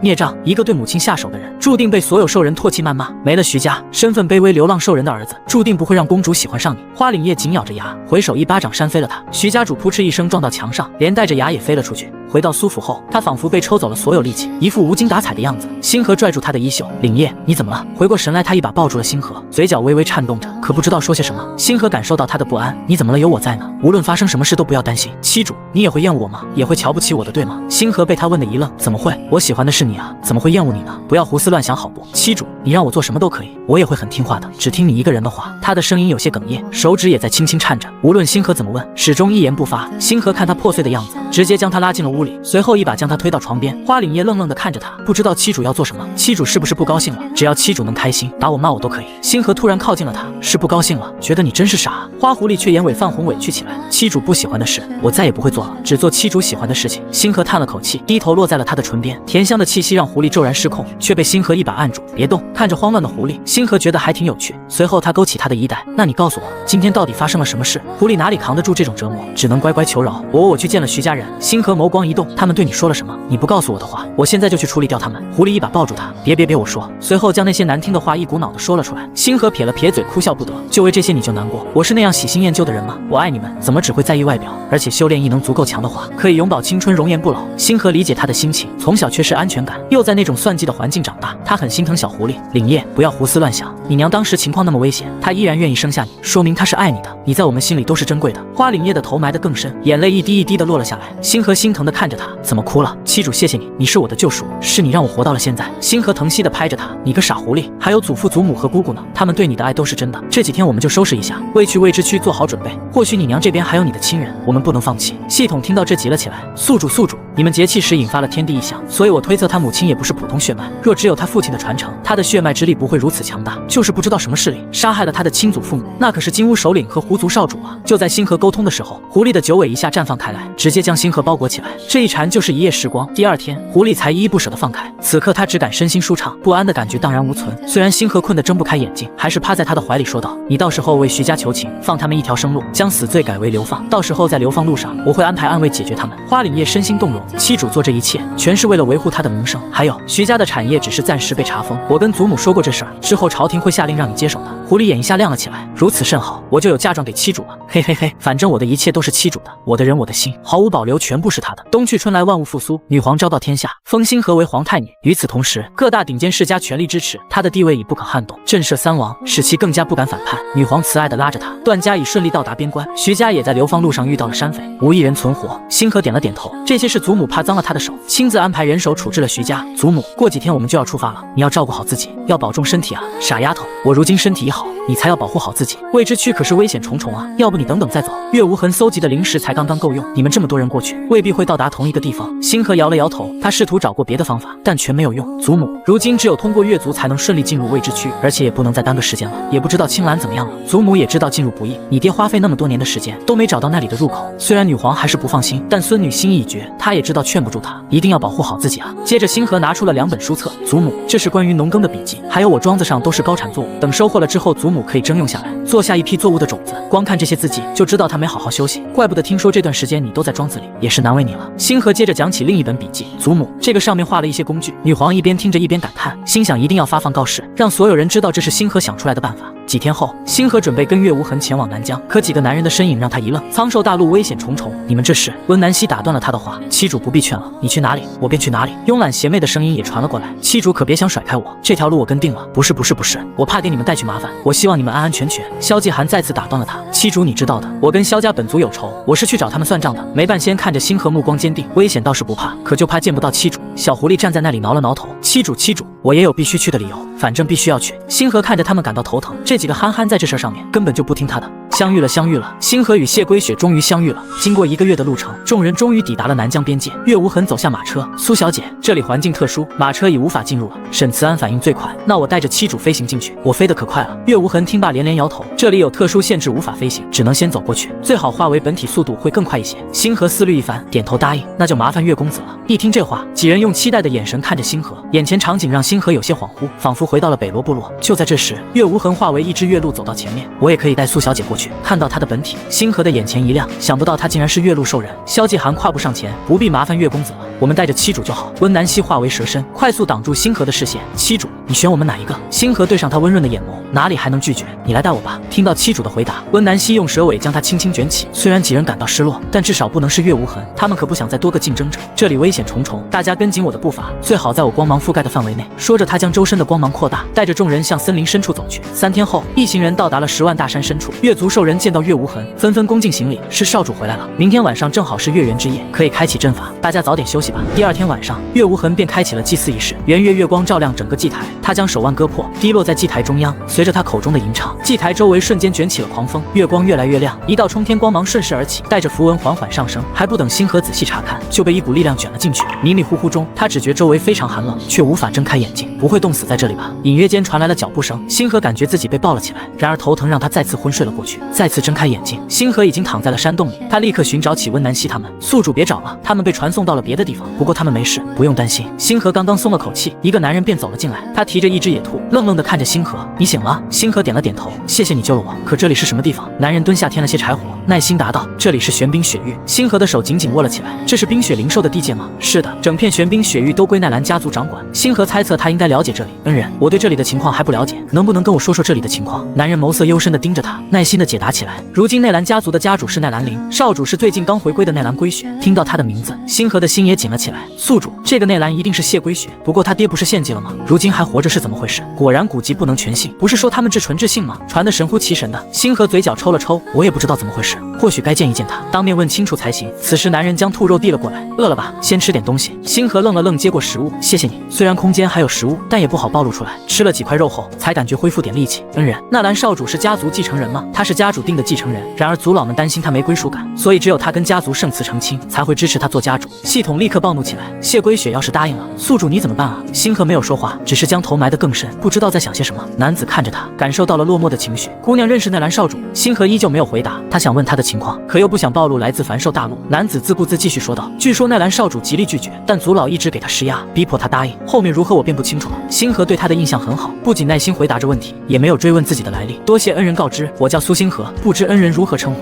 我的名字叫夜影。夜影很好听啊，你也是冰雪灵兽吗？并不是，我是黑焰兽人。说着又递过一块兔肉，你再多吃点吧。星河这会儿并不饿了，而且还充盈着微弱的力量，这兔肉自带灵气。夜影点了点头，没变异的野兽肉不仅能填饱肚子，还能补充灵气。二人说话的功夫，一声尖叫从洞外传来，一只巨大的鸟兽闻到了香气，不断的撞击着洞口。夜影迅速张开巨大羽翼，将星河护在下面，只听砰砰的石头打在上面。还不等星河开口询问，夜影化作大雁冲了出去。宿主，没想到夜影的本体那么大，是凡兽大陆大雁的好几倍啊！不多时，夜影便折返回来。苏姑娘，这里不宜久留，我先带你离开这里。星河起身靠近时，却闻到了血腥的味道。你受伤了？我略懂医术，帮你看看。说着便为他治疗起来，只是他的身体仿佛镂空一样，10级异能只恢复了1点。多谢苏姑娘，我感觉好多了。我带你去最近的城池。紧接着二人飞入了高空，虽然逆着风雪飞行，但夜影却用异能为他挡住了风雪。飞行2天后，他们到达了一处城池，这里便是雪域中心白雪城池。星河抬头看向城墙，上面雕刻着神秘符文，能感受到他加强了防护力量。这里曾经是个巨大的部落，后来渐渐演变成了城池。说着他将身份牌递给护卫，这里本地兽人可以随意进出，外地兽人则需要交些灵石才可进入。宿主，这个夜影挺有意思，好像知道你的疑惑，直接解释给你听了。星河暗暗点了点头，不得不说，他给人的感觉很舒服自在。苏姑娘，我住的宅子在东边，我们一起过去。刚刚向东走了几步，一行车队缓缓驶来。天啊，是奈兰少主的车队啊！我们可以看到奈兰少主了。听说他要跟圣祠成亲，如果生下纯血灵兽，一定像奈兰少主一样好看。星河听到了他们的议论，脚步一顿，看向了车队。马车里的确坐着谢归雪，只不过带着冰冷的疏离之气。这样的谢归雪让他觉得陌生，有种拒人千里之外的感觉。宿主，他真的是谢归雪啊！虽然蒙着面，那双冰魄般的眼睛绝对错不了，只是他与之前有些不同，好像萦绕着一股仙雾之气。可我猜不出来，冰雪灵兽到底隐藏了什么秘密。星河一直盯着前方，看着马车上的谢归雪。就在这时，纳兰归雪扫向了人群，目光落在了他的身上。一瞬间，二人的眼神隔空对视。星河的指尖微微颤动，他以为自己调整好了心态，可真正看到他时，他才知道有些情绪无法控制。只是一瞬间，纳兰归雪便收回了视线，仿佛不经意间扫过一样，一直到车队远去，他才缓缓回过神来，仿佛被抽空了力气。苏姑娘，你还好吗？夜影低头看着他，轻声地问道。星河点了点头，又摇了摇头，我没事，往回走吧。夜影将星河安排在了2楼，房间收拾得极为干净整洁，躺在床上，他才终于缓缓放松下来。这个夜影还挺细心，他在1楼住，让宿主住在2楼，确实麻烦他了，还是要早点找到温南希他们，也不知道他们怎么样了。放心吧，宿主，我能感觉到他们很是安全，不过还察觉不到具体方位。苍兽大陆确实奇特，一会出去打探打探，看看轩辕一族在什么地方。系统不明白他的想法，宿主不是看到谢归雪了吗？你可以去找他。星河苦涩地笑了笑，在街上他看到我了，但我觉得他不认识我了，他看我的眼神非常陌生，那是不是因为你写了放符书？谢家主随意编排了你的不是，让他产生了误解。若是那样的话，至少眼中会有波澜，无论是恨还是怨念。可他的眼神无任何情绪，我不会看错的。就像我，再如何装作若无其事，眼中还是无法平静，还是不可控制内心的情绪。系统只觉情况复杂，难不成他被做了手脚，忘情甚至忘记了你？如此的话，宿主应该帮他想起来啊。星河没再说话，躺着躺着渐渐睡了过去。睡梦中，他仿佛陷入了一团迷雾，悠扬的琴声婉转动听，却带着刻骨的思念之情。他慢慢的向前走去，渐渐迷雾散开，露出大片的薰衣草花海。看到眼前的场景，他想到了那晚与他的节气，心弦不自主地颤动着。花海深处，一个清冷的身影坐在那里，那是谢归雪。女人只是做了一个梦，却不知这个梦竟与现实相连。当星河走到谢归雪面前时，琴声正好停下。姑娘便是我曾经的妻主吗？星河一脸的不可置信。你叫我什么？你不认识我？星河不自觉地摸着脸庞，我没有易容，更没有任何装扮，他为何不认识我？即便之前如此想过，可被遗忘的感觉，仿佛一把钝刀刮着心口。对不起，我不记得姑娘了，只是姑娘能入我梦中，应该便是我的妻主。今日车架上看到你的瞬间，我便感觉到了一丝牵绊。此刻男人眼中没有任何情愫，不过这一丝羁绊引我们入梦，我便想问清楚一些事。谢归雪虽然失去记忆，但潜意识里明白，若是当时见面，族老们会对他不利。星河紧紧地握着手指，努力地压了压情绪。你想问什么？月族老为我修复灵魂后，我感觉心中好像缺失了一块，空空荡荡的无法弥补。我似乎忘记了重要的人，但没有人告诉我发生了什么。后来母亲让我喝了一碗药，说可以治疗我的头疼，可很多事情我却再也想不起来。后来我发现我曾经节气过，只是不知为何，我身上的伴侣印记消失了。母亲说我身体羸弱，是妻主用手段哄骗我节气，最后妻主不喜欢我了，于是写了放夫书。听到这里，系统暴跳如雷，简直是污蔑。这个谢家主简直是颠倒黑白，气死我了！他怎么敢如此对待宿主？明明是宿主治好他的。系统气得嗷嗷叫着，却一下没了声音，好像被梦境力量推了出去。谢归雪感到一丝异样，停滞了一瞬。姑娘，我不想听别人的一面之词，你可以告诉我怎么回事吗？星河的眼泪从脸颊滑落，想不到谢家主会如此狠心，狠心到让他忘记自己。若我说当初是不得已才写的放夫书，你会信吗？男人轻轻擦去他眼角的泪痕，语气坚定，我信你的话。星河拍了拍身边位置，坐着说吧。接着他定了定情绪，回忆起他们相知相爱的过程。谢归雪就这样低头看着他，静静听他诉说着。过了很久，星河才终于松了口气，说出来后心里轻松多了。虽然没有记忆，可男人的心口却隐隐作痛。对不起，让你承受了这些，是我没有跟母亲沟通好，更未曾怀疑过她，原来都是我的问题。若非为了我，姑娘定不会受任何委屈，更不会由她对你说出那些羞辱的话。归雪的心情非常复杂，母亲因父亲去世有些精神失常，口口声声的爱护，却变成了对她的伤害。我不知如何才能弥补姑娘。姑娘尽管说便是。星河神色复杂的看着她，他明白这份感情早已不再纯粹，不需要你做什么，希望你以后能开心。我该走了。星河感到一种释怀，心中的郁气也随之散去。梦境终究是虚幻的，能再见一见他便也算了结了吧。看着他渐渐消失的身影，男人的心中涌上窒息的痛感，一股黑暗气息涌上心头，突然一把抓住他的手腕，将他拉到了怀里。不要走，不要走好不好？星河全身一僵，心脏骤然一缩，忘记了呼吸，忘记了反应。他是想起来什么了吗？他只感到腰间一紧，清冷如雪的气息扑面而来，像是月光跌进了怀里。他的吻很轻，带着虔诚的克制感，生怕惊扰了怀里的人。星河本想装作若无其事，可身体本能的无法抗拒。妻主，你是我的妻主。男人眸底暗流涌动，似有春色流转。妻主，我终于等到你了。我总是梦到你，可醒来却不记得你的样子。星河对他的气息逐渐无法招架。归雪，你想起来了？妻主给我些时间，我一定可以想起来的。只有抱着你，我才感觉心不再那么冷静。无论是谁阻拦我们在一起，我都会为妻主出气的。星河不敢在此时刺激他，终于在快无法呼吸时，才轻轻地推了推他。谢归雪的呼吸紊乱，声音沙哑。妻主心里还是有我的，对不对？我一直在等着妻主。放夫书写了还可以作废，我想回到妻主身边，只求妻主不要离开，求你陪着我好不好？星河沉默了许久，招架不住他的缠人。好，我答应你，不过先让我用精神力安抚一番。好，我都听妻主的。随着庞大精神力的注入，他的神色才恢复了清明。不等二人再说什么，星河一下从梦境中醒了过来。宿主，你醒了。我被一股强大的力量屏蔽出来，也才醒了过来。系统开始愤愤不平，气死我了！那谢家主简直不当人啊！我要不是个系统，我真想拿剑去砍他。话音刚落，门外传来咚咚咚敲门声。苏姑娘，星河打开门就见到了叶影。苏姑娘，我烤了一些肉，先下来吃点东西吧。星河闻到香气，确实感觉饿了。好，谢谢你。吃烤肉的时候，星河问起了轩辕家族的事情。轩辕家族生活在轩辕山，那里只允许本族兽人进入，除非有顶尖大族引荐，否则外族人是进不去的。星河思索片刻问道：那从这里到轩辕山需要多久？以我的飞行速度，需要半个月才能到达那里。不过轩辕山范围极广，某个具体位置会更费时间。星河决定再待几天，等谢归雪的消息。就在他出门买东西的时候，却听到街头巷尾的议论。听说了没有？奈兰少主答应迎娶圣慈了。真的假的？之前不是拒绝了吗？那肯定是想通了呗。这样一来，少主就成唯一继承人了，地位彻底稳固了。星河内心平静地听着，没有表现任何异样。可这份平静让系统不安。宿主，你没事吧？难道他再次辜负了你？星河眉心微皱，我觉得不对劲，他绝不会如此做的。说着，星河朝着奈兰府邸而去。宿主，你要做什么？奈兰兰一族的护卫实力很强，要见他可太难了。放心吧，你家宿主什么时候冲动过？我要想办法见到他，只怕他是遇到了危险，要确定是不是被人控制。系统更害怕宿主伤心，如果他只是想通了，心甘情愿取圣词呢，那我便离开这里，我们之间从此再无瓜葛。星河来到奈兰府外，静静地在远处观察起来，通过植物气息感应到护卫都在10级以上。此时府中出来2个兽人，明日就是少主的订婚仪式，东西可要准备齐全了。这是自然，这可是我奈兰一族盛世，以后家族的实力会更强大。就在星河转身离开瞬间，一群黑衣人杀了过来，应该就是他了，叫什么星河，全给我上！系统惊呼起来，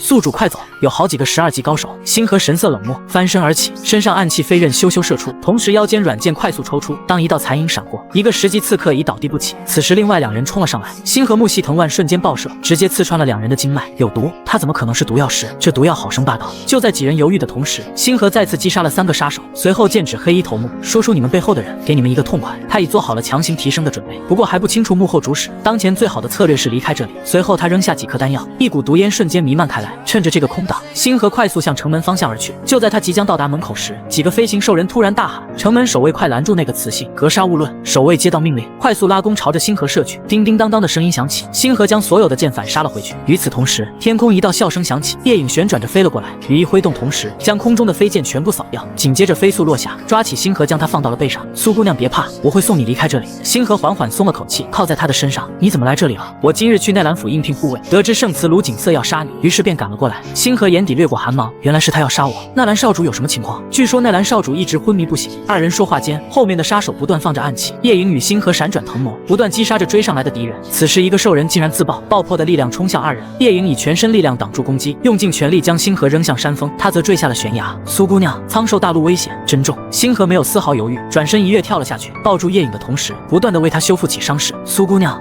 你怎么？夜影，谢谢你帮我，我不会让你有事的。原来夜影去应聘护卫是为星河寻找进入途径。星河昨天提到要进入那里，他便想到了这个方法。随着轰的一声巨响，夜影抱着他落入了水中，湍急的暗流将2人卷入进去。七主！星河昏迷间听到了一个喊声，当阵阵迷雾散开时，星河看到了一座冰棺，龟雪。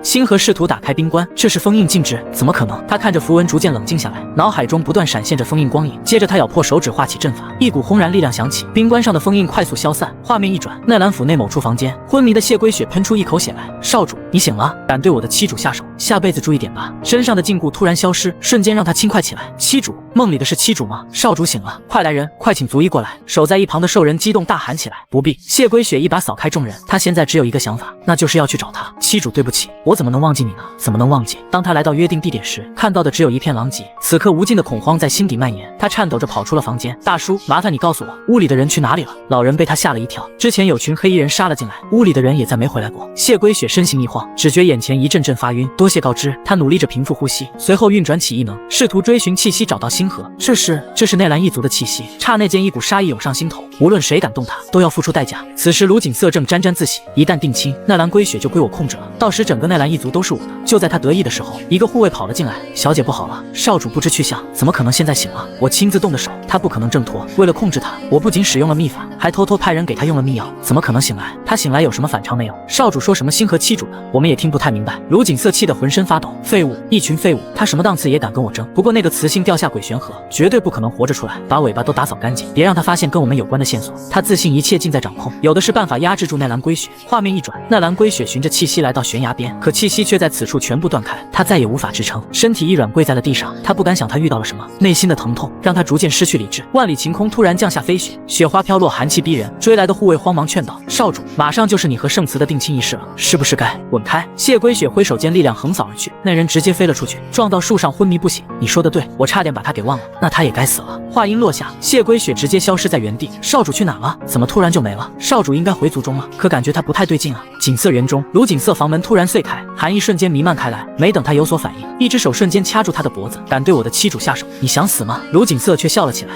哈哈哈！原来你不是冷漠对待一切，你也有情绪啊。不过那又如何？我可是圣慈。此时门外护卫冲了进来，龟雪，住手！男人没给他们机会，挥手间将人全部掀飞。快说他在哪里？说着他的指尖骤然收紧，死亡的恐惧让他瞬间清醒。哪怕自己是圣慈，这个男人也无所顾忌。他掉下了鬼玄河，他可是追着一个雄性跳下去的。奈兰龟雪神色终于平静下来，此时尖利的声音从背后传来：“奈兰龟雪，你敢动我孙女？”男人冷哼一声，语气平静：“我自然敢。”只听咔嚓一声，卢景色已没了呼吸。七长老彻底陷入了疯狂啊！我要你偿命！紧接着无数言刺破土而出，瞬间射向奈兰龟雪。七长老手下留情，那可是少主。完了完了，少主要死在七长老手中了！围观众人甚至不敢再看下去。千钧一发之际，锋利的岩刺被瞬间禁锢，一寸寸开始碎裂。天啊，这少主到底多少级实力？完全看不出来啊！七长老可是13级巅峰，难道少主还要更高？年轻兽人们突然振奋起来，崇拜地看着眼前的男人。七长老瞬间呆滞，怎么可能？他来自低级的凡兽大陆，怎么会有如此实力？可他想不到的是，星河为他解除封印时，他的血已融入符文，从而使龟血又升了一级。此时七长老已顾不得其他，势必要击杀奈良龟血，绝不能让他成为下任家主。紧接着他凝结全部力量，一掌打向了奈良龟血，砰砰砰的声音响起，两人掌心相对，一股寒气瞬间废掉了他的丹田。噗的一声，七长老被震退数步，倒在地上无法动弹。这一幕看呆了其他族老，面面相觑，不知该如何面对。在这里强者为尊，他们更希望有强者带领家族。奈良龟血再合适不过。七长老虚弱地看向几人，四哥，他杀了我族圣祠，理应受到族罚惩治。二长老抢先开口，这件事肯定是误会，据说卢景色要害我们少主，被反杀也是正常的事情。奈良龟血已没了耐心，弹指间一道寒气凝成冰锥，直接从体内了结了七长老。他不会为日后留下威胁，从现在开始他要重回权力中心，他要亲自掌控家族，以便帮助七主在苍兽大陆做事。不知过了多久，星河才从昏迷中醒来，此刻他置身于水下石洞中，不断呼唤着夜影，可周围没有任何回应。随后他再次召唤系统，依然没有任何动静，难不成又被屏蔽了？来不及多想，他坐下运功治疗起伤势。这时一道七彩光芒若隐若现，好纯粹的灵气啊！他顺着灵气不断前进，就看到了一道青铜大门，刚刚将手放到上面，一股温暖的力量将他卷了进去。只是一瞬间，青铜大门再次关闭起来，虚无缥缈的声音在耳边响起：“你来了。”星河环顾四周，却没有任何发现。你是谁？你认识我？他刚问完，一道朦胧光影落在他的身边。小丫头，你是太初木灵体，还拥有混沌青莲，最适合修炼青莲剑诀，可惜都被封印住了。若我为你打开封印，丫头可愿拜我为师？到时你修炼速度会加倍提升。星河并未感受到恶意，前辈可是需要我做些什么？光影却哈哈大笑起来。小丫头还挺警惕，我只想把衣钵传下去而已。既然你来到这里就是有缘，我也不需要你做什么，你叫我声师傅就好。不过他日若你闯出祸事，可莫要将为师说出来。星河调皮的眨了眨眼，强大的实力谁能拒绝？前辈可知那黑焰兽人，他现在在哪里？还安全吗？光影围着他转了起来。小丫头还不知他是谁吧？等到日后你自会知晓，他绝不会伤害你一丝一毫。放心吧，我已将他治好送了出去，他现在安全的很。不知前辈如何称呼？我叫连静。星河知道机缘已到，果断跪了下去。师傅在上，请受徒儿一拜。连静的心里乐开了花，面前的这把剑是送给你的，这是师傅的见面礼。跟着墙壁开始旋转起来，上面显出了一幅符画，这是青莲剑诀，融合你的木系异能事半功倍。中间的池子是化灵池，你进入池中开始淬体，同时我会助你解开身体封印。3个月后，星河从秘府中走了出来，此刻他已有了12级实力。他在岸边跪了下来，谢谢师傅，我会想办法复活师傅的。随后便催动剑诀飞向空中，系统突然连连惊呼：哇哇哇！宿主竟然会御剑飞行了！我沉睡期间到底发生了什么？机缘巧合下我拜了个师傅，这是师傅教导我的。此剑名为青莲剑，它似与我意念相通，格外好用。这个名字真好听。宿主接下来要去哪里？现在不能回白雪城了，我们先去轩辕山寻找轩辕一族。在经过一处山林时，打斗的声音从下面传来。星河看到了熟悉的身影，那是沈慈安。沈慈安被数名杀手不断追击，人海战术让他早已伤痕累累，你跑不掉的。我们手中有追踪法器，专为血兽人而设计，你逃到哪里都没有用。要不是为了留活口，你早就死了。不如乖乖束手就擒，随我们回去。围杀兽人的眼中满是贪婪，只要得到血族兽人，就可通过秘法提升自身实力。沈慈安自然不会束手就擒，身影如鬼魅般躲避攻击，利爪带着尖锐的呼啸，将上来的兽人一一击杀。快结阵镇压！他们祭出铜钟法器，瞬间将沈慈安罩在下面。他早已受了极重的内伤，无法承受法器强大的威压，被按在地上完全动弹不得。区10级兽人还敢反抗？你要不是血族兽人，早就杀了你了。放心，他还有更大的价值，只有榨干他的每根骨头，才对得起死去的四哥。沈慈安感到骨骼都要碎了，可他太不甘心，他还不知七主的下落。当铜钟要将他收入进去时，一道剑光闪现，瞬间化为无数刀光剑雨。仅仅一瞬间，10多个兽人纷纷倒地，而他们身上只有一道致命伤，没有丝毫反抗的机会。星河飘然落下，冷冷地看着他们，敢害我家兽夫，真是不知死字怎么写了。沈慈安已晕了过去，恍惚间听到七主的声音，同时一股力量不断传入体内。看到眼前的星河，他不禁笑了起来。我是死了吗？竟然出现了幻觉，看到了七主。星河心疼地看着他，叹了口气，你小子可不能死，我不会让你有事的。沈慈安突然一怔，伸手摸了摸，却哽咽起来。七主真的是你？说着一把抱住了他。我终于见到七主了，你不知道我有多想你。好了好了，我也想你啊，快告诉我发生了什么。男人看了看周围，瞬间紧张起来。七主，这里不宜久留，你快离开这里。星河此刻真想给他一拳。说什么呢？你是我的兽父，好不容易找到你，我怎么可能离开？沈慈安不安地解释起来。他们是司寇家族的兽人，通过算计我血族兽人，一跃成为顶尖势力，而我在调查期间动用了秘法，被他们发现并追杀至此。你快走，他们有追踪法器，我不能让七主落入危险。星河淡定地走到旁边，将血裸影拿在手中，看了看上面的结构和符文，然后画了一张符文贴了上去，又从空间中取出一个香囊，递给了沈慈安，把这个带在身上，就算血裸影也找不到你。